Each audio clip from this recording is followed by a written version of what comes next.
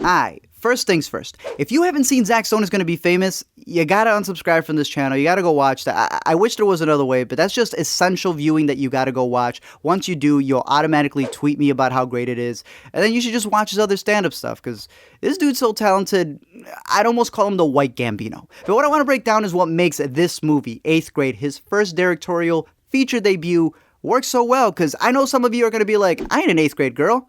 What does this movie have to do with me? I'm a cartoon. But that doesn't mean it won't resonate with you.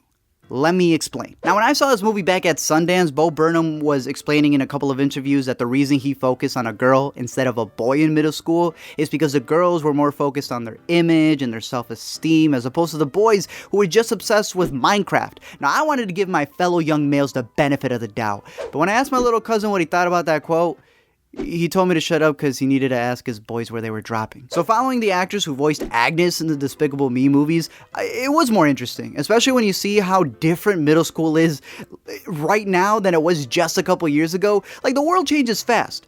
You're watching a cartoon explain movies to you on the internet. Ironically, she runs a YouTube channel where she gives the same self-help advice she's having trouble with. You know, the same way we correct people for the mistakes we ourselves make. Obviously, she wants to fit in. Obviously, she wants the boy, who we all know will just end up working for his dad's electric company, to like her. And more than anything, she actually thinks high school is going to be different. Oh man, do you forget high school real quick? One of the things that makes this movie so good, in my opinion, is that she actually looks like an 8th grader. You know, they ain't doing that thing like The Boy Next Door where they hire a 35-year-old with a mortgage to play an 18-year-old in high school.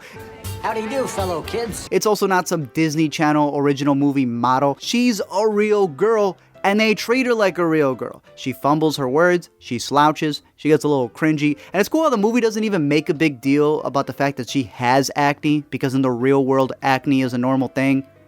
Yeah, I know I'm bringing it up here, but it's to point out how it's not pointed out, you know? The two characters that I thought were the best were clearly, hands down, the dad and Chicken Nugget Kid. For starters, that dad's probably going to be me when I sketch up my own kids. Man's a goofball. He's sneaking up on her at the mall to make sure she's good. He treats her like if she was his Mona Lisa portrait, because she is. Like that talk in the backyard? Bro, the second time I saw that talk in the backyard, bro. Then comes Chicken Nugget Kid, which, you know, after that scene in the car, which I think was handled perfectly. You know, there's many scenes that may make it, like, beat you over the head with it, but like, seeing that scene is a perfect example for kids growing up to learn a little something about a word called consent. So then when we see Chicken Nugget Kid again, we get to see what a real man looks like. Someone who will get you chicken nuggets and every sauce that goes with it, including the Szechuan. Someone who don't treat you like a princess, but a queen. Someone who, regardless of how dorky they may seem, you'll look back years later and be glad that you met them in middle school and are still with them. Because I know I do. Thank you guys for checking out this video. I'm curious to know your thoughts about it. I highly recommend this movie. The first time I saw it, I was like, I thought it was good. I wasn't an 8th grade female, but I enjoyed it. I thought it was pretty good. A little bit different than what I expected from Bo Burnham. Second time I saw it, it's even better. I want to make a whole A to Z video probably on the cringiness, on how, you know, think about it. Today, you get bashed for being cheesy, for being a little bit corny. We all act like we don't do cringy stuff, right? Like there's memes made out of it the moment that someone wants to express themselves or does a little flub. I think there's a whole video to be made out of that. But I'm curious to know your guys' thoughts on this movie. Definitely let me know if you plan on checking it out, if you enjoyed it, and any other recommendations down below as you comment, like, and subscribe, and I'll send you LeBron James.